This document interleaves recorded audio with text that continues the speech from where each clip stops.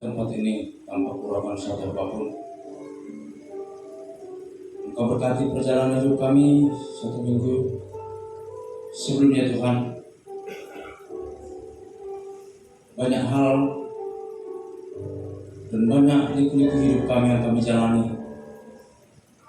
Namun kami tetap percaya bahwa Engkaulah segalanya bagi kami.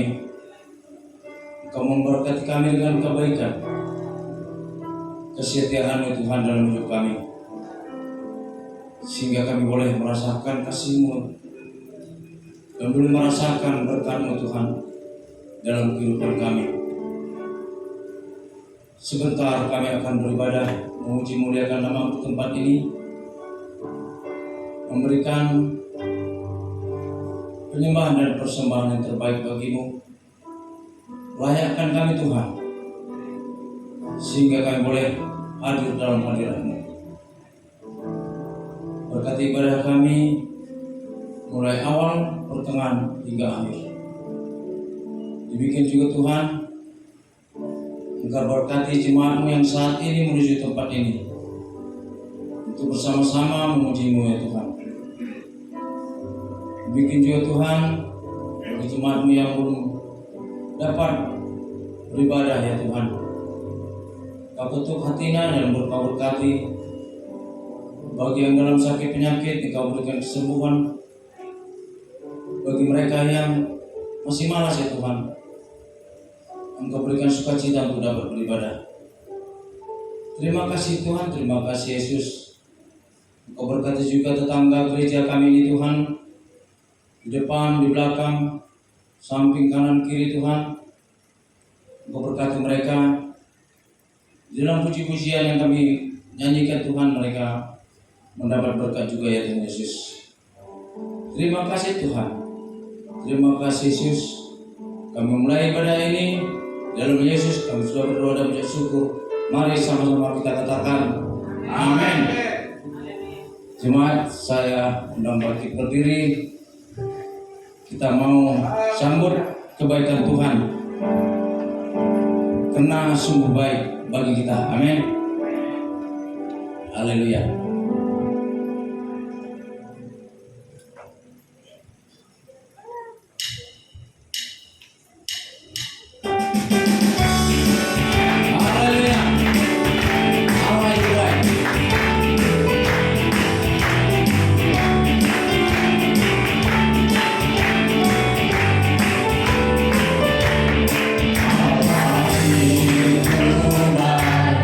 Sungguh baik Allah.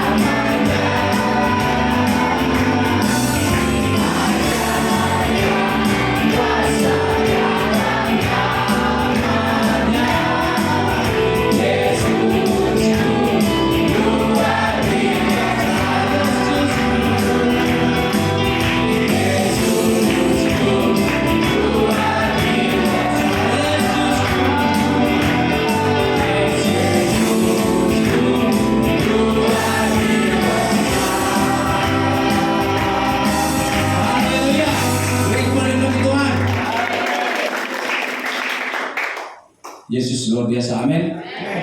Cukup kita persilakan duduk kembali. Kita mau datang menyembah Tuhan, untuk hadir ke dalam hadiratnya.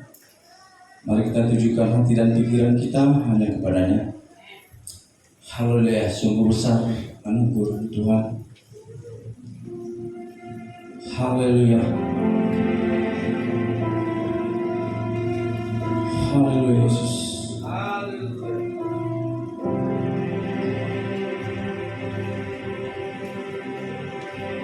Ku ada sebagaimana ku ada.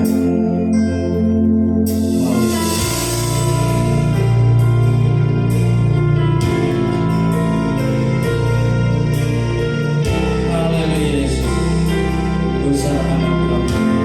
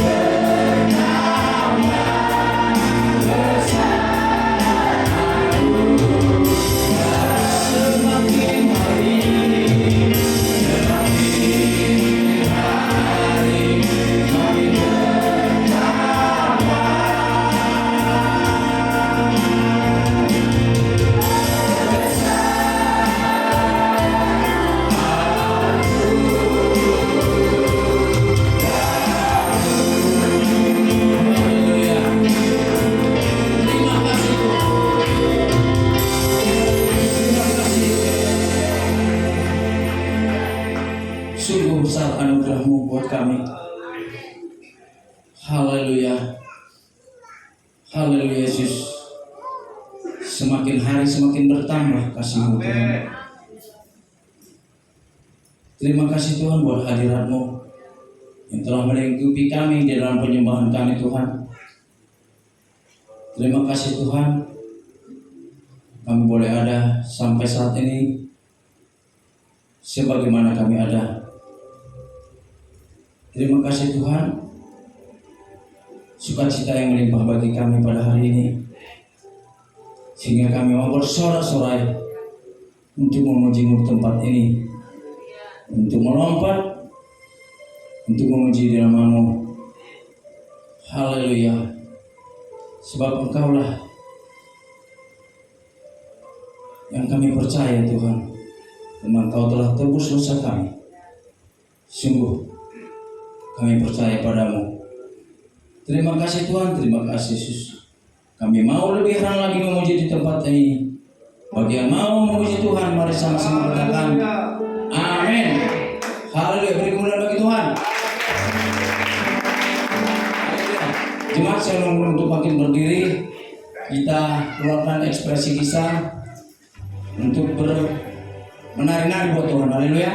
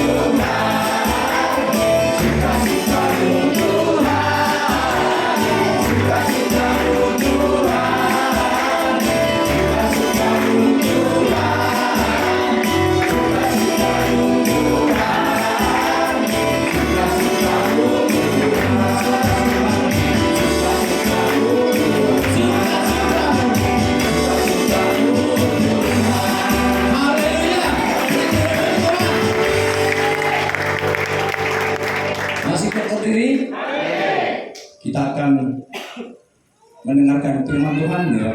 Kita sambut firman Tuhan ini dengan mengangkat pujian. Haleluya. Tak satu pun.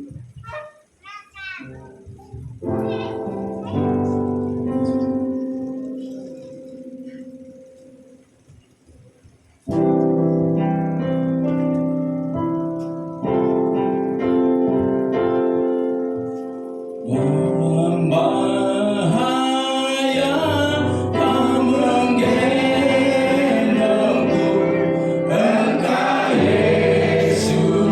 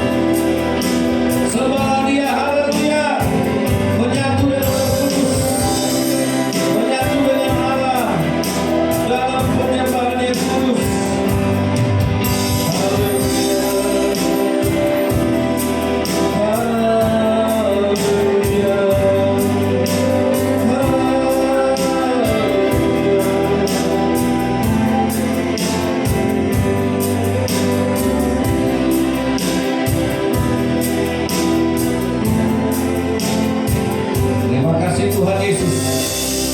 Elohim Adonai, Elohim Eloheinu Ehad, Allah Abraham, Allah Ishak, Allah Yakub. Datanglah kerajaan-Mu Bapa, kuasa dan kemuliaan-Mu ya Tuhan. Kami minta Roh Kudus yang dari Allah Bapa dicurahkan, Roh Allah yang hidup, Roh Allah yang kudus penuhilah kami, Roh Allah yang mencurahkan sukacita, Roh Allah yang menjadi penghiburan, kekuatan, penolong kami yang sejati. Kamilah rumah, kamilah bait kediaman-Mu, kamilah tempat tinggal-Mu. Roh Kudus, lawanlah kami umat-Mu, lawanlah kami jemaat-Mu Tuhan. Bangunlah jemaat-Mu ini di atas batu karang yang teguh, supaya alam maut tidak memisah, tidak bisa menguasainya. Di dalam nama Yesus Kristus, di dalam nama Yesus Kristus Tuhan, datanglah kerajaan-Mu dan jadilah kehendak-Mu di bumi seperti di sorga. Haleluya. Engkau sudah mencurahkan darah-Mu sebagai penebusan sehingga kami menjadi milik-Mu. Terima kasih Tuhan. Di dalam nama Yesus, haleluya. Semua kita yang percaya berkata amin. Silakan duduk. Tuhan Yesus memberkati kita. Tolong pada putarkan video yang kemarin. Saudara yang dikasihi oleh Tuhan, kita siap menerima firman Tuhan. Amin. Amin. Ya, jangan loyo dong. Semangat ya. Masih merdeka kita. Nah, Bapak Ibu yang dikasihi oleh Tuhan, saya berharap Androidnya hanya untuk Alkitab ya. Amin. Nah, kalau teman sebelah melihat saudara di sebelahnya menggunakan Android untuk yang lain, jadi goet aja, nggak boleh. Ya, itu namanya kita sudah menginjil, memberitakan kabar baik. Amin. Jangan cuek saudara. Kalau ada di sebelahnya chatting atau melihat IG atau Facebook, ya dicolek aja. Saudara mau? Amin. Nah, coba colek dulu ya. Ya, kita mau fokus sama Tuhan. Amin. Nah, silakan ketemu videonya. Saudara, nah ketika tadi saya bacakan dulu sebuah ayat, tidak usah di layar, yang bawa Android, karena lagu tadi sudah lama sekali lagu itu tidak dinyanyikan ya. Itu tertulis dalam Roma 8 ayat 35. Kita baca dulu. Yang video tetap aja. Buka Alkitab saudara yang bawa Alkitab. Buka Androidnya, yang bawa Alkitab dalam Androidnya silakan dibuka. Kita akan baca dulu Roma 8:35. Nah, saudara yang dikasihi oleh Tuhan, kita mau baca bersama-sama. Roma pasal 8 ayat 35. 2, 3. Siapakah yang akan memisahkan kita dari kasih Kristus? Penindasan atau kesesakan, atau penganiayaan, atau kelaparan, atau ketelanjangan, atau bahaya, atau pedang. Terus, seperti ada tertulis, oleh karena engkau kami ada dalam bahaya maut sepanjang hari. Kami telah dianggap sebagai domba-domba sembelihan. Tetapi dalam semuanya itu, kita lebih daripada orang-orang yang menang oleh Dia yang mengasihi kita. Jadi tema khotbah hari ini, menjadi pemenang. Amin. Nah, menjadi pemenang kan harus bertaruh. Menjadi pemenang, Tuhan Yesus, kamu seperti domba yang kutaruh di tengah-tengah serigala. Nah, sama seperti mercusuar ini ditaruh di mana? Bukan di museum. Mercusuar ini bukan ditaruh di atas, di tengah-tengah taman. Dia ditaruh di tengah-tengah laut. Sendirian dia di situ. dikelilingi oleh air, angin, badai, topan. Menjadi sebuah bangunan yang membawa berkat. Gara-gara mercusuar ini banyak jiwa-jiwa diselamatkan. Kapal jadi tahu bahwa di situ ada batu karang. Nah, kita lihat mercusuar ini dulu, saudara ya. Bagaimana dia bisa bertahan dihantam badai setiap jam, dihantam angin, dihantam petir. Ya, supaya kita juga bisa menjadi pemenang. Amin. Ya, silakan diputar videonya.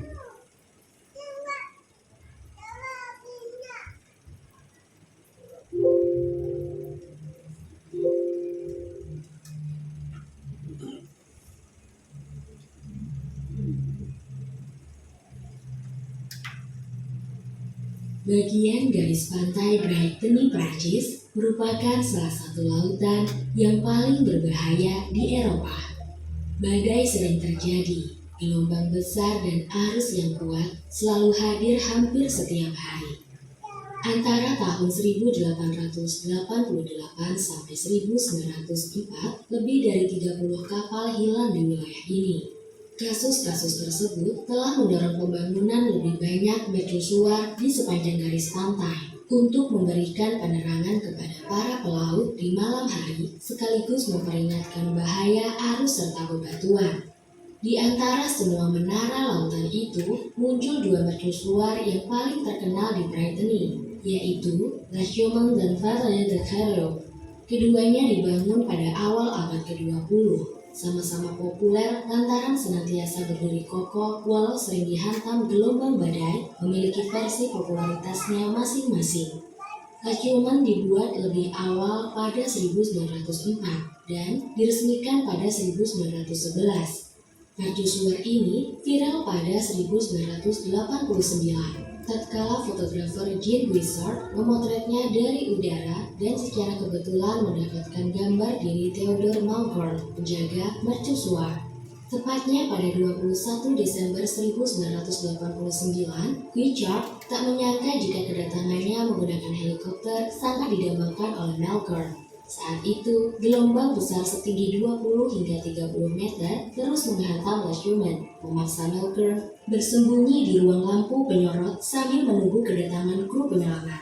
Sayang, Malcolm telah salah berharap ketika mendengar suara mesin helikopter.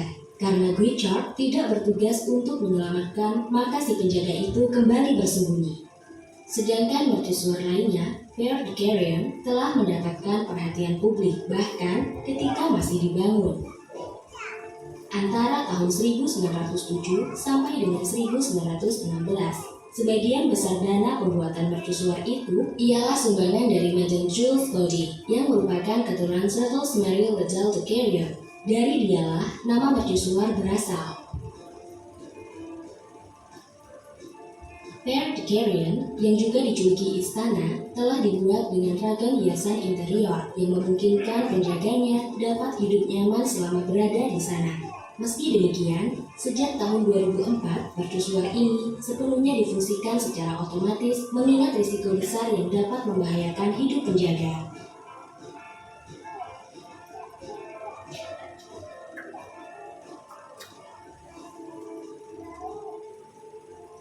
Oke, saudara, saya bagi dua. Ada bangunan yang disebut mercusuar.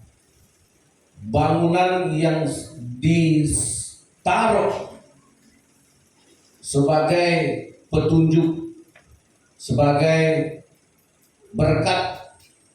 Ya, kalau kita dipakai Tuhan sebagai berkat memang harus kuat. Ya, ada banyak kegunaan dari mercusuar ini. Walaupun zaman sekarang orang sudah teknologi sudah bisa menggunakan GPS, tetapi saudara, mereka tidak bisa meletakkan GPS itu sebagai 100%. Dulu pesawat Adam Air tujuan Makassar, dari Jakarta tujuan Makassar, mendarat di mana? Mendarat di Kupang. Beda kan? Itu GPS, saudara. Jadi teknologi pun bisa error. Mungkin saudara yang menggunakan Google Map mungkin juga pernah kesasar. Nah, mercusuar ini sampai sekarang masih dipakai. Ya, saudara, kadang-kadang kita merasa sebuah kesepian, dihantam masalah, kita seringkali nangis ya, lebay, merasa sendiri. Nah, mercusuar ini satu-satunya, tidak ada teman, tidak ada tetangga, semua dikelilingi oleh cobaan. Saudara, baik angin, baik air, baik apapun. Nah, tapi dia tetap bertahan. Pertama, dia bertahan karena dia dibangun di atas dasar. Siapa dasarnya? Dasarnya batu karang. Nah, di dalam Alkitab 1 Korintus 10 ayat 4. Nah, ini dasar. Baik dasar batu karang, baik dasar menara mercusuar ini, baik dasar hidup kita. Baiklah hidup kita pertama dibangun di atas dasar ini. 1 Korintus 10 ayat 4. Sama-sama kita baca. Dan mereka minum, dan 1, 2, 3. Dan mereka semua minum minuman rohani yang sama, sebab mereka minum dari batu karang rohani yang mengikuti mereka. Dan batu karang itu adalah Kristus. Nah, Tuhan Yesus pernah berkata kepada murid-muridnya, "Hai Petrus, aku di atas batu karang ini, aku akan mendirikan siapa? Jemaat." Jemaat itu saudara. Jemaat itu kita. Nah, seperti orang membangun mercusuar di atas batu karang. Pertama, kuat dulu dia. Karena apa? Di sekelilingnya masalah, di sekelilingnya badai, di sekelilingnya pencobaan, di sekeliling dia dikelilingi. Hari-harinya itu pencobaan. Hari-harinya itu. Saudara yang dikasih oleh Tuhan. Ya, makanya dikatakan 1 Korintus 10 ayat 13, pencobaan-pencobaan yang kamu alami adalah pencobaan-pencobaan biasa. Nah, orang Kristen itu, ya, pertama dia harus dibangun di atas batu karang. Bukan dulu Matius pasal 16. Kita bicara dasar, nanti baru bicara bangunan. Matius pasal 16. Sebentar, saya kalau nggak salah itu ayat 18. Ya, Matius 16 ayat 18. Ya, yang bawa Android langsung aja, jangan nunggu-nunggu. Nah, dan aku pun berkata kepadamu, engkau adalah Petrus, dan di atas batu karang ini aku akan mendirikan atau aku akan membangun jemaatku, dan alam maut tidak akan menguasainya. Amin. Jangankan hujan, jangankan badai petir, jangankan masalah penyakit, masalah kekurangan, alam maut, garansinya ini alam maut. Ada yang punya barang, HP, apapun benda yang saudara punya, berapa lama digaransi? Kena petir hangus. Saudara punya televisi, berapa lama garansinya? Saudara punya HP, berapa lama garansinya? Saudara yang dikasih oleh Tuhan. Nah, bangunan yang didirikan oleh Tuhan Yesus, jemaat yang akan dibangunnya itu harus di atas dasar yang benar. Karena Yesus tahu bahwa kita ini dikelilingi dengan pencobaan, dengan tantangan. Nah, makanya alam maut tidak bisa menguasainya. Apa itu alam maut? Saudara pernah melihat peringatan yang paling berbahaya Ketika orang membuat tulang silang begini dan tengkorak di tengah-tengah, di atas itu tidak ada lagi peringatan yang paling berbahaya. Kalau sudah itu lambangnya ditaruh silang tulang di tengah-tengahnya ada tengkorak, itu peringatan paling tinggi yang diciptakan manusia bahwa ada maut, ada bahaya. Nah, saudara yang dikasih oleh Tuhan, jadi itulah yang mau ditujukan oleh Tuhan, bahwa alam maut tidak bisa menguasai. Nah, kenapa Tuhan Yesus berkata dalam Matius 10,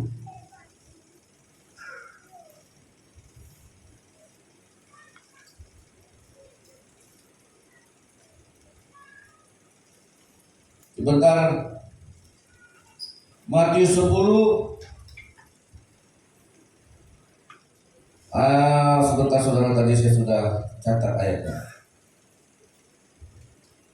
Ayat 16. Ya, Matius 10 ayat 16. Lihat, aku mengutus kamu seperti domba ke tengah-tengah apa? Nah, sebab itu hendaklah kamu cerdik seperti ular dan tulus seperti, sama dengan mercusuar tadi. Dia sendiri ditaruh di tengah-tengah laut untuk menghadapi badai, gelombang, angin, gempa, lengkap, petir. Dia tetap berdiri. Itu tadi dibangun sejak awal abad 20.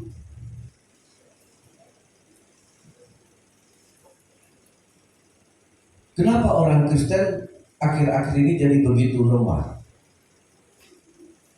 Kalau kita begitu lemah, artinya kita tidak punya dasar.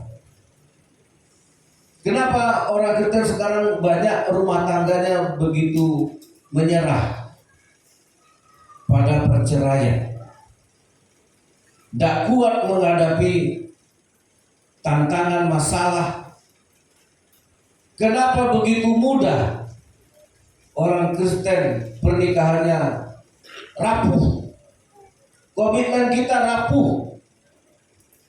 Ya, banyak orang Kristen pindah-pindah kerja. Di sini nggak cocok, di sini kurang banyak gaji, di sini kurang ini, di sana kurang ini. Kita kehilangan sebuah dasar. Begitu juga kita berteman. Kita berteman juga gampang robek pertemanan, gampang hancur persahabatan. Baik juga dalam kekeluargaan sekarang, saudara. Ya, dalam kekeluargaan, dalam keluarga besar, dalam famili, begitu rapuh.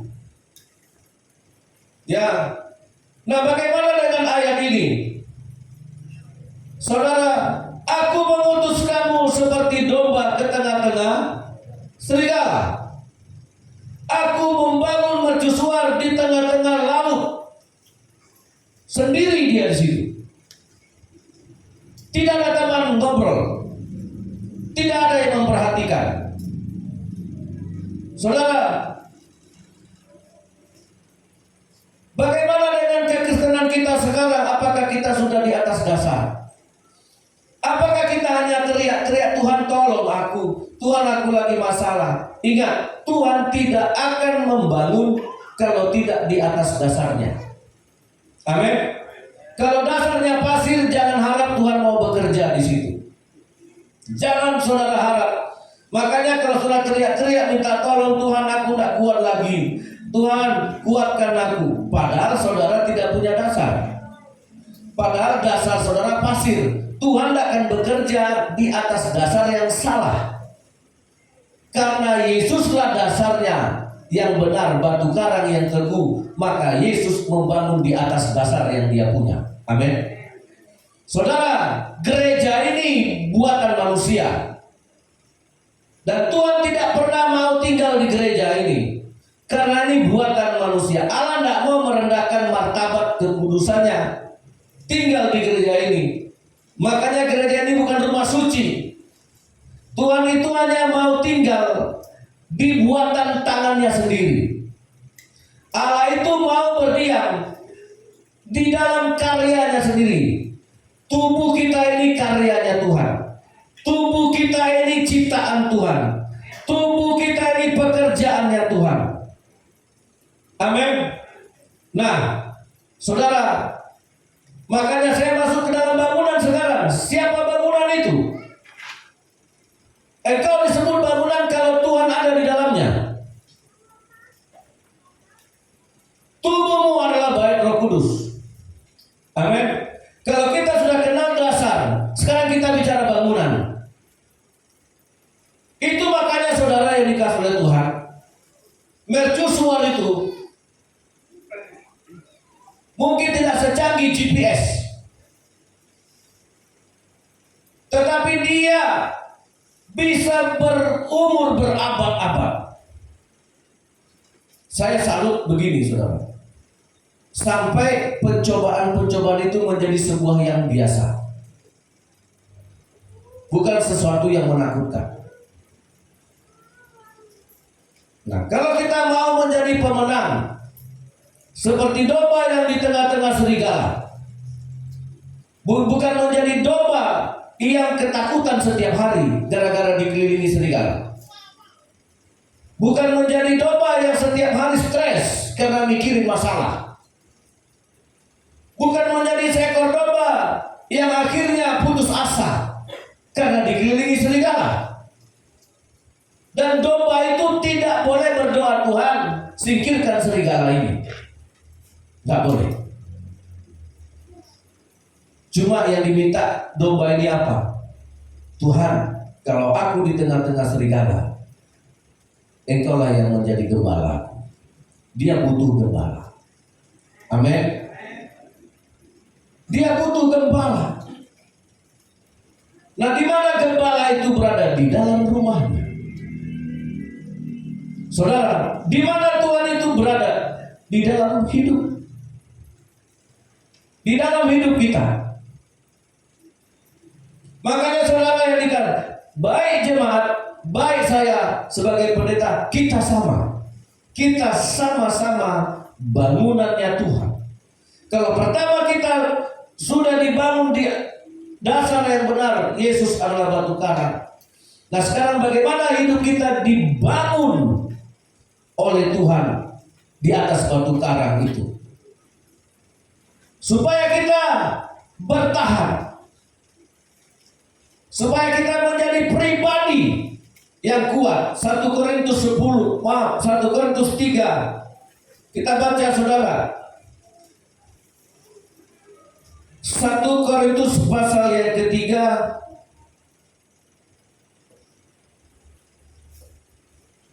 ayatnya yang ke-16.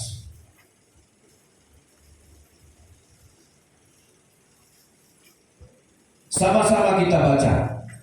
1 Korintus 3 ayat 16. 1, 2, 3. Tidak tahukah kamu bahwa kamu adalah bait Allah dan bahwa Roh Allah diam?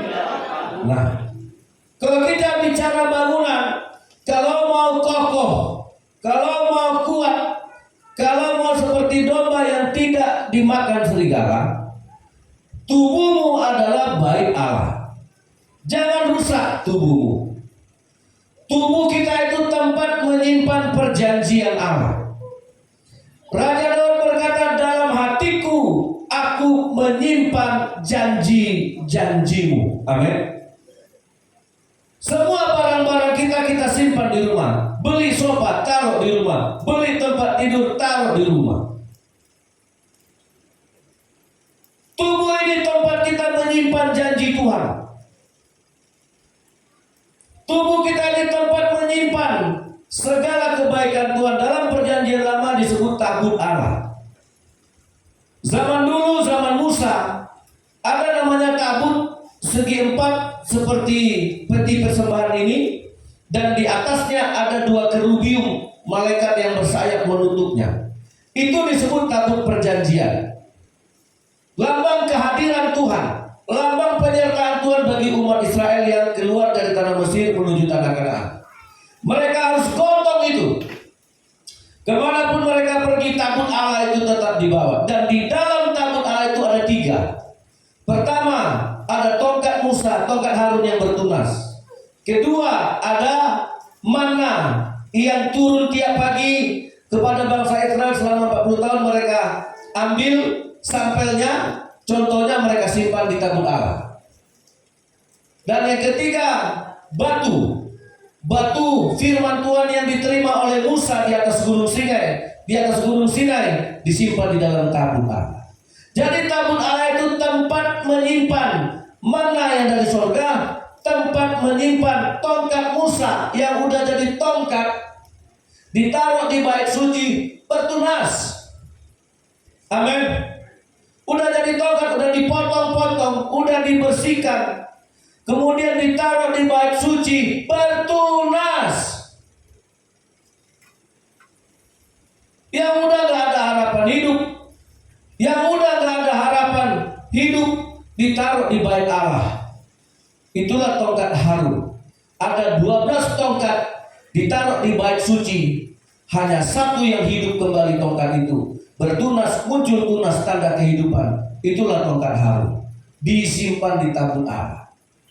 Itu yang kita simpan itu. Amin. Kemudian yang disimpan dalam tabut Allah itu apa?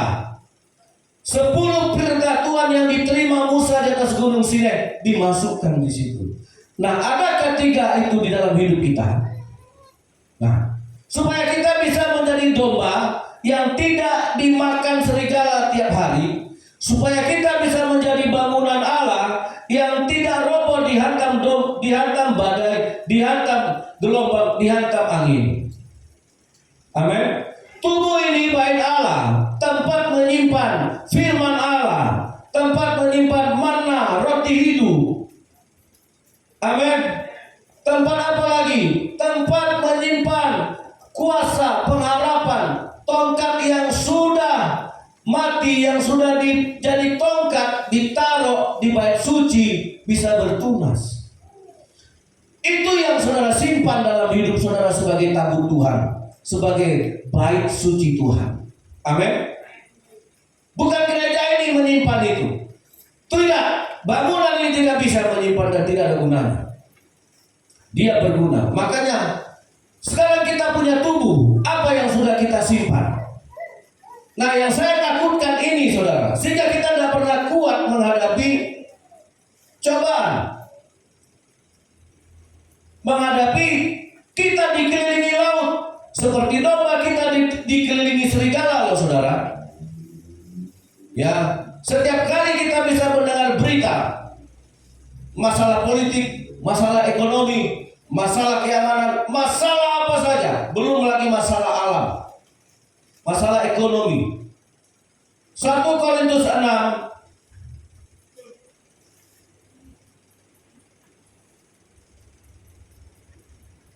Nah, yang saya takutkan begini, manusia kehilangan makna hidupnya, tubuhnya. Ya, mari kita baca. Nah, saya mau kita baca ini. Amin. Ya, apalagi orang yang sekarang melihat tubuhnya, udah gemuk ya, nggak menarik. Lihat temannya, bagus bedakmu ya. Apa mereknya? Saudara, nah itu tubuh yang nggak akan kuat itu. Mari baca 1 Korintus 6 ayat yang ke-13. 1 Korintus pasal 6 ayat 13. Mari kita baca 2-3. Makanan adalah untuk perut dan perut untuk makanan, tetapi kedua-duanya akan dibinasakan Allah.